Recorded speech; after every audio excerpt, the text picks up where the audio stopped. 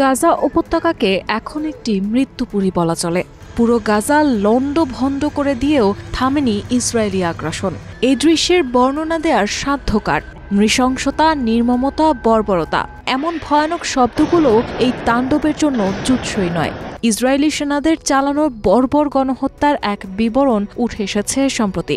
পরিচয় গোপন করে নিজেদের অপরাধের স্বীকারোক্তি দিয়েছে কয়েকজন ইসরায়েলি সেনা। তাদের বিবরণে যত দূর চোখ গিয়েছে, চোখের সামনে যা কিছু পেয়েছে ধ্বংস করা হয়েছে। যেখানেই কোনো ধরনের নড়াচড়া চোখে পড়েছে, গুলি করে তা স্তিমিত করে দেওয়া হয়েছে। ফিলিস্তিনিরা যেন আর কোনো দিনই এখানে ফিরতে না পারেন, সেই ব্যবস্থাই করেছে সেনারা। এখানেই থেমে নেই। বাফার জোনকে ফিলিস্তিনিদের হত্যা করার কিলিং জোনে পরিণত করা হয়েছে বলে জানিয়েছে ইসরায়েলের ট্যাঙ্ক স্কোয়াডে থাকা এক সেনা কর্মকর্তা। ট্যাঙ্কগুলোর 500 মিটারের মধ্যে কেউ এলেই তাকে গুলি করা হতো, হোক সে নারী বা শিশু। হতভাগ্য ফিলিস্তিনিরা জানেনও না ঠিক কোন পর্যন্ত এই বাফার জোনের বিস্তৃতি। না জেনেই হয়তো প্রবেশ করে ফেলেন মরণ ফাঁদে। নাম প্রকাশে অনিচ্ছুক ওই সেনা বলেন, 2023 সালের অক্টোবরে তারা আমাদের মেরেছে, তাই আমরা তাদের মারতে এসেছি। কিন্তু এখানে এসে দেখছি আমরা শুধু তাদের নয়, তাদের স্ত্রী, সন্তান, কুকুর, বেড়াল সবকিছুই মারছি। চোখের সামনে যা পড়েছে তাই হত্যা করেছি।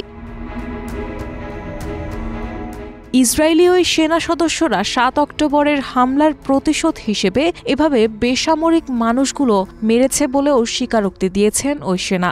7 এপ্রিল সোমবার ব্রেকিং দ্য সাইলেন্সের একটি প্রতিবেদনে বাফার জোনে থাকা কিছু সেনার স্বীকারোক্তি প্রকাশ করা হয়েছে। দখল বিরোধী এই ভেটেরানস গ্রুপের প্রতিবেদনে জানা গেছে, গাজার ভূমি দখল করার জন্য ইচ্ছাকৃতভাবেই গাজাকে এভাবে ধ্বংস করেছে ইসরায়েল প্রশাসন।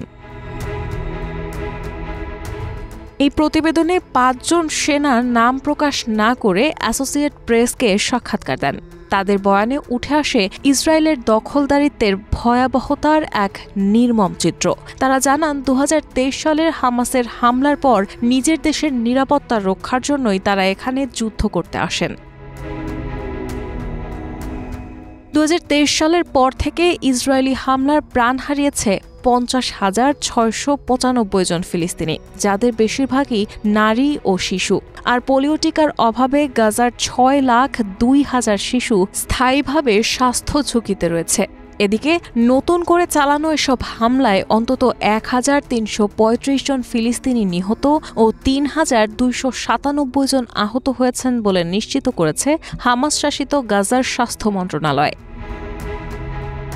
রায়হানা মুন, প্রবাস খবর।